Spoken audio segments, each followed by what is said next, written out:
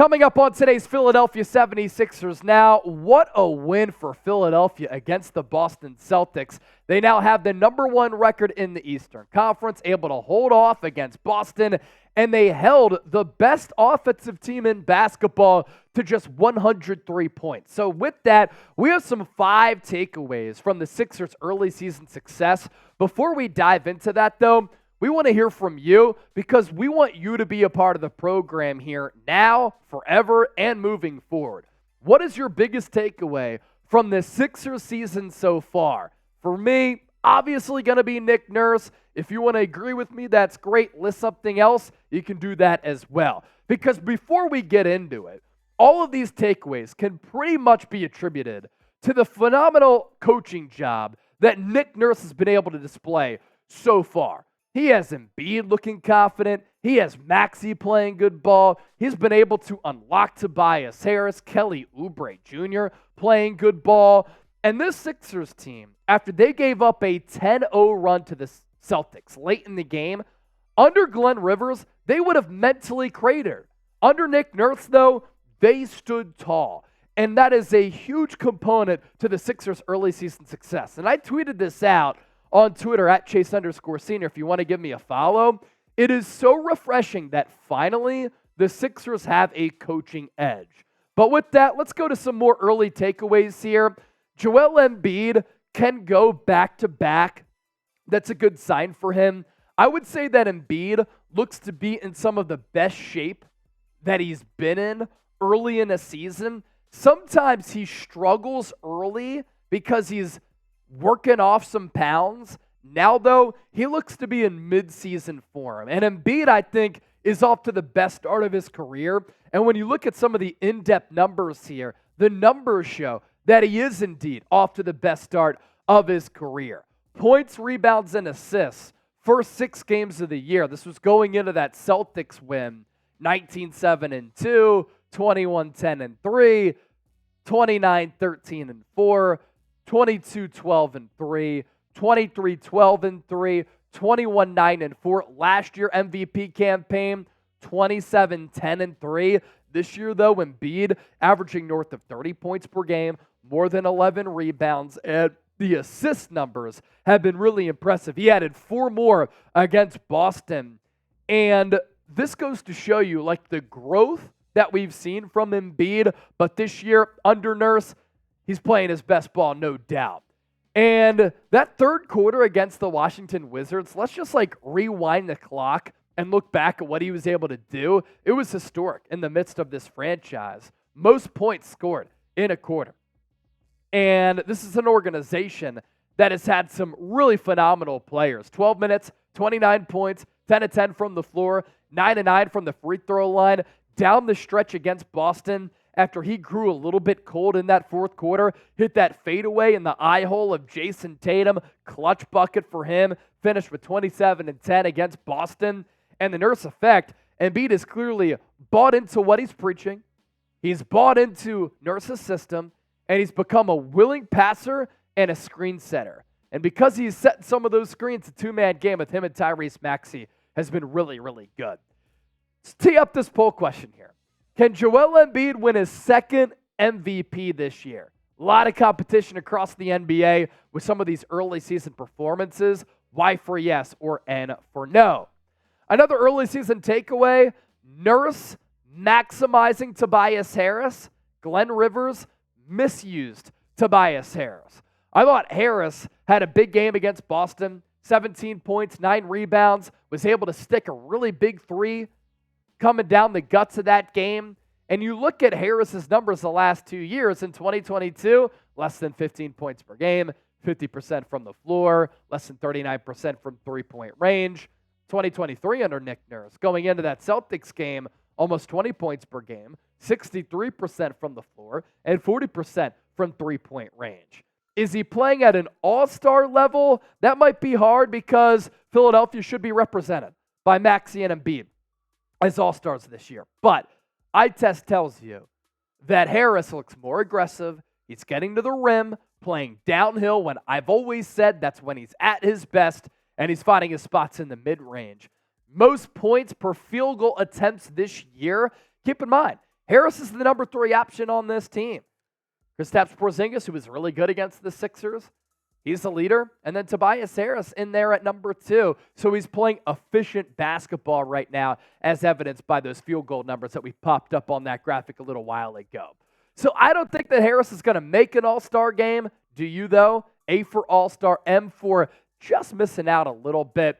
Of course, be honest with us down below in the comment section and share your thoughts.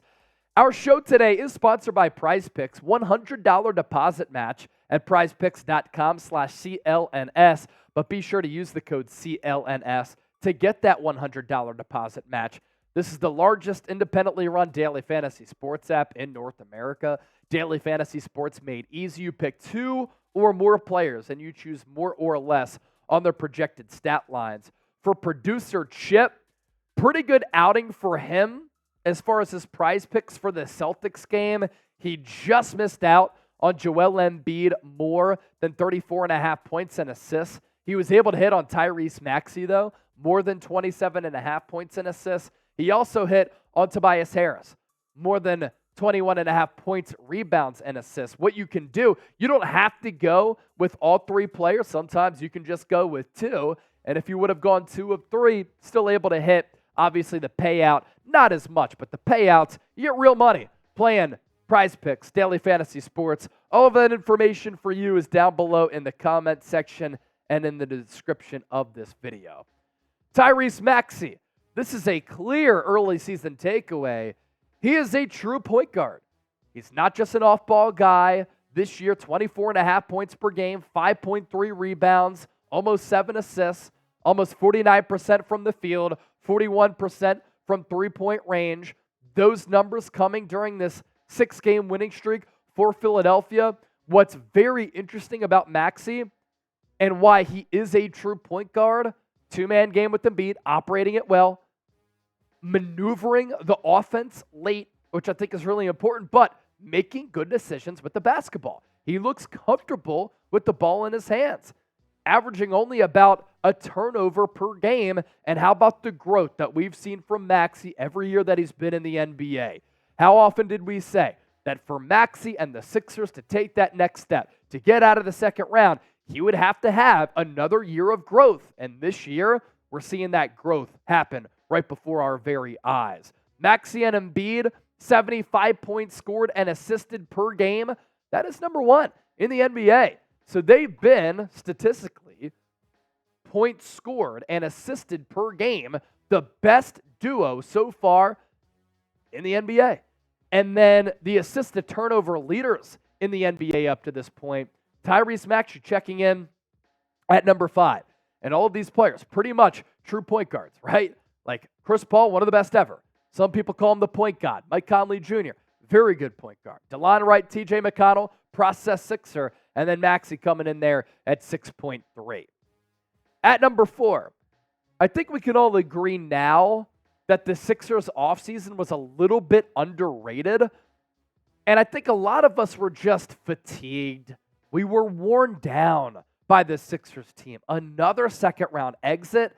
And with how it happened, the identity of it, with Embiid and Harden just mailing it in that 7th game in Boston and Tatum going off for that 50-burger, nobody was looking forward to the Sixers season. And we had that Harden drama hovering over this organization. But look at the new guys and look at the impact that some of them have been able to have. Now, obviously, Batum, Rocco, Marcus Morris, they were in-season acquisitions, but so early in the season. Get rid of Harden, free yourselves of that drama that would only just tear down this organization. And you get rid of Harden, that's allowed Maxey to cook, Embiid to cook. Tobias Harris has played better basketball. And the early season contributions of these players. Batum, stretch 4, can hit the 3. Rocco, high-level defense coming down the stretch against Tatum, as well as Jaylon Brown.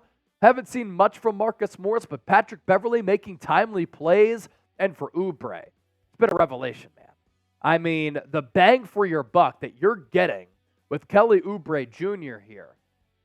Athleticism at the wing at 6'7". He can jump. Willing defender. Nick Nurse has brought that out of him. 18 points per game. 51% from the floor, one of the best bargain deals across the NBA. What's also notable here, and this is why Philadelphia is off to the 6-1 start, early in the fourth quarter, Maxey, floater after floater against Boston. And he was finishing amongst the trees with some big bodies around him, sometimes floating it over Kristaps Porzingis. The Sixers won the non-Embiid minutes to start that fourth quarter. And this year, they've won the non-Embiid minutes. And when you think about it, since Embiid was drafted and he's been readily available for this team, not missing the first 2 years and then missing much of his rookie year, the Sixers have always struggled to maintain leads when Embiid is on the bench getting rest. And because of that, at times, he's been overused. And when he's overused, he's a cooked product late in the year.